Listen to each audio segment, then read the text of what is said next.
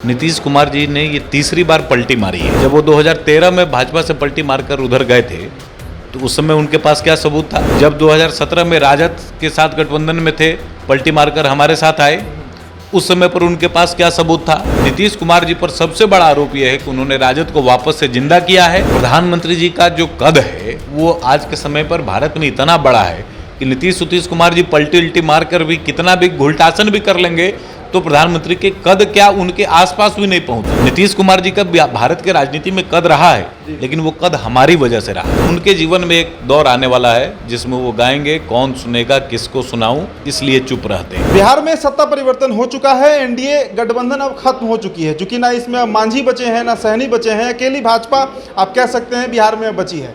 7 दलों को मिलाकर महागठबंधन का फिर से पुनर्निर्माण किया गया है। बिहार के मुख्यमंत्री नीतीश कुमार ने मुख्यमंत्री तो रह गए, लेकिन भाजपा जो है वो अब हाशिए पर है। इस बात का क्या अनुमान नहीं होगा बीजेपी को? क्या अचानक से ये तमाम अटकलें जो लगाई जा रही थी, अचानक से ये पूरा इंसिडेंस हुआ है? हमारे साथ बात करेंगे संतोष पाठक हैं। क्या कहना है संतोष जी?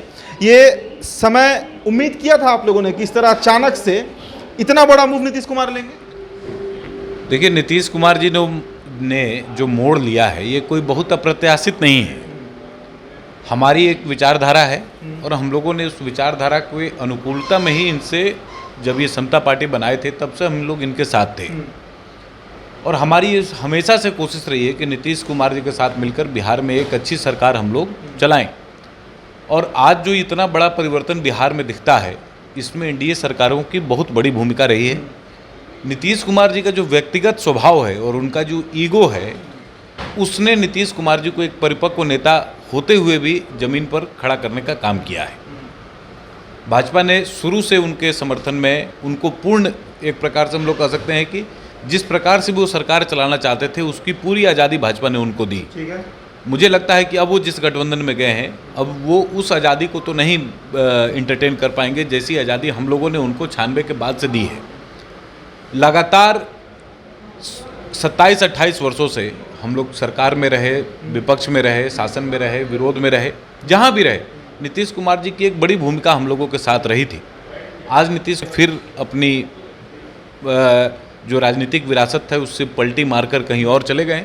ठीक है, ये उनकी अपनी व्यक्तिगत आकांक्षा हो सकती है, लेकिन क्या ये जिस प्रकार से जनता ने 2020 के चुनाव में भाजपा के साथ उनको साझा मैंडेट दिया था उसके विरोध में है कि नहीं है, ये बड़ा सवाल है।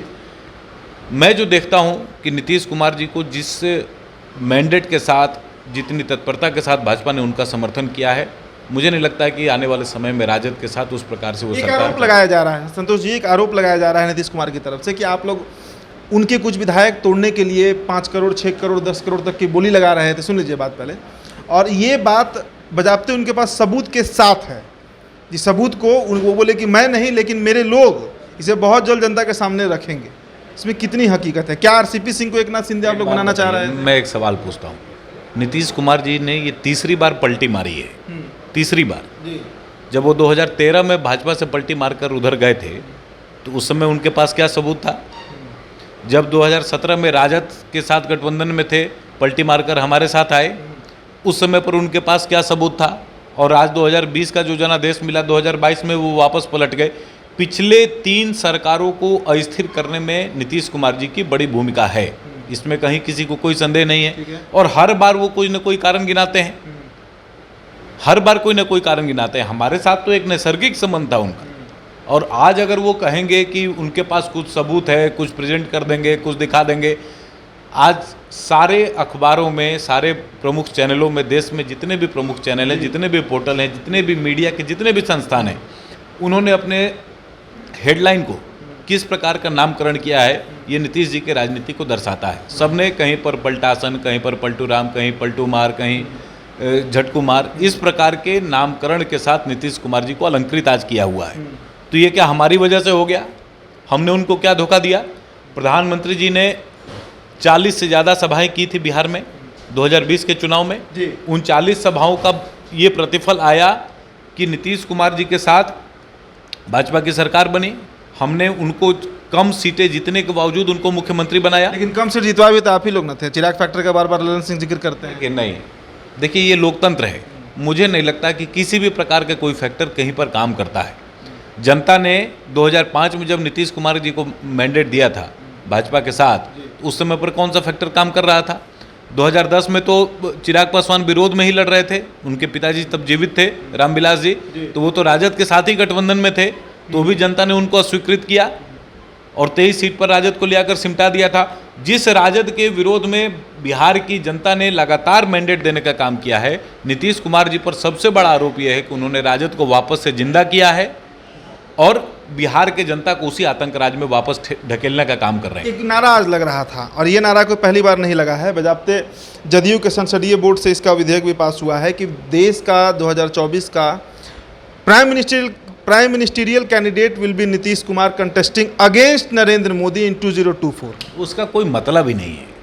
प्रधानमंत्री जी का जो कद है वो आज के समय पर भारत में इतना बड़ा है कि नीतीश कुमार जी पलटी उल्टी मार कर भी कितना भी घुलटासन भी कर लेंगे तो प्रधानमंत्री के कद क्या उनके आसपास भी नहीं पहुंच सके। नीतीश कुमार जी का भारत के राजनीति में कद रहा है, लेकिन वो कद हमारी वजह से रहा है।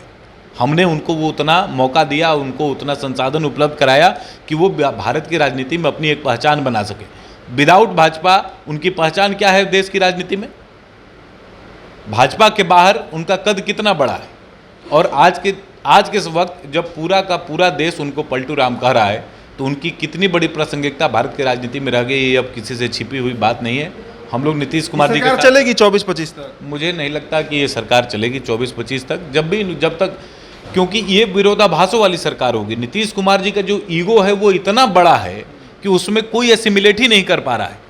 नित्यानंद जी ने आज अपने प्रेस में एक बात कही है, जब वो बाइट दे रहे थे, उन्होंने कही कि हम लोग जब भी विकास का कोई बात लेकर उनके पास गए, जैसे बालू का दाम है, बालू का दाम कम कराने के लिए नीतीश कुमार जी को जब भी प्रपोजल हम लोगों ने दिया, उन्होंने हमेशा उसमें अड़ंगा लगाया।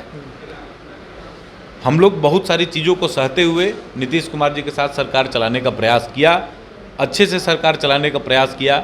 और ये हमारा ही देन है कि आज 2005 में जहाँ पर लालू जी ने सरकारों को छोड़ा था और आज जहाँ पर खड़ा है बिहार, इसमें भाजपा की भूमिका बेहद बड़ी है और ये सामान्य लोग भी इस बात को स्वीकारते हैं। इसमें कहीं किसी को किसी भी प्रकार का संदेह नहीं। जहाँ तक सामाजिक न्याय की बात है, क्या ये पूरी सामाजिक न्याय की यात्रा बिना भाजपा के पूरी हो सकती थी? जो पिछड़े अति पिछड़े वर्ग के जो लोग हैं, उनको जो सम्मान एनडीए के सरकारों ने दिया, उसमें भाजपा की भूमिका को कोई नकार सकता है? तो इस प्रकार की ये बातें, जिस प्रकार ये लोग नीतीश कुमार जी और तेजस्वी यादव आज कह रहे हैं, तेजस्वी यादव ने खुद कहा था कि इतना इस प्रकार का घटिया आदमी भारत के राजनीति में कोई नहीं है। और आज जब वो उनकी तारीफ करने को, अभी वीडियो बहुत वायरल हो रहा है, आज जब ये विषय सबके सामने आया है तो आज वो नीतीश कुमार जी किस प्रकार से मीडिया को फेस कर रहे हैं, पूरा का पूरा सोशल मीडिया, पूरा का पूरा मीडिया जिस प्रकार से इस पूरे इवेंट को दिखा रहा है, लोगों तक पहुंचा रहा है, उसमें ये चीज़ें बिल्कुल स्पष्ट हैं कि नीतीश कुमार पर आज की डेट में किसी को कोई विश्वास नहीं रहा। अगर वो यूपीए सरकार के अलायंस के साथ अगर वो प्रधानमंत्री को उम्मीदवारी पर भी जाते हैं तो क्या भ्रष्टाचार के खिलाफ जो निर्णायक लड़ाई लड़ने की वो बात कहते थे, वो राजद के साथ पूरी हो सकती है? राहुल गांधी और सोनिया गांधी जो लगातार अभी ईडी के दफ्तरों के चक्कर लगा रहे हैं और हेराल्ड घोटाले में ये तय है कि राहुल गांधी और सोनिया गांधी को जेल होगा, 100% तय है कि वो जेल होगा। फिर उस परिस्थिति में उन लोगों के साथ वो लड़ाई लड़ने जाएंगे तो नीतीश कुमार कह देंगे भाजपा फंसा रही है, बिना मतलब का जेल भेज दिया गया। तेजस्वी यादव पर ऐसा ही IRCTC घोटाला का फाइल खुल गया, सब भाजपा करवा रही है, भाजपा का प्रकोष्ठ है CBI ED, तो कहते ही है राजद वाले सब बेकार। देखिए, जिसका भी बक्सा, आरोप आप लोग पर लगेगा, ठीक है आरोप लगेगा, लेकिन जिसका बक्सा खोला जा रहा है, उस बक्से से करोड़ों के जो नोट मिल रहे हैं, उनका क्या करना, उस पर क्या कहेंगे?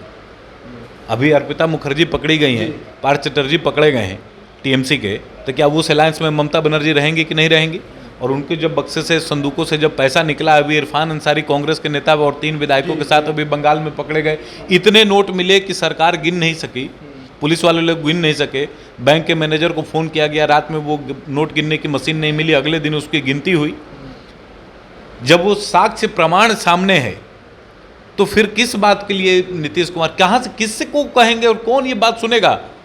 जब उसको, उनके जीवन में एक दौर आने वाला है जिसमें वो गाएंगे, कौन सुनेगा किसको सुनाऊं, इसलिए चुप रहते हैं। उनको चुप ही रहना पड़ेगा क्योंकि भारत की जनता उनको अब कभी भी स्वीकारेगी नहीं, कहीं से भी नहीं स्वीकारेगी। नीतीश कुमार जी को इस बात को जरूर ध्यान में रखना चाहिए कि इसी पृथ्वी पर सबका हिसाब होता है, नीतीश कुमार जी का भी होगा। चलिए, जिस प्रकार से राजनीतिक विवादों को उन्होंने पैदा किया है और पिछले 3 सरकारों को जो जनादेश है, जो मैंडेट है, उसको पलटने का काम किया है, बिहार की जनता अब उनको कभी भी आगे आने वाले समय में बर्दाश्त नहीं करेगी।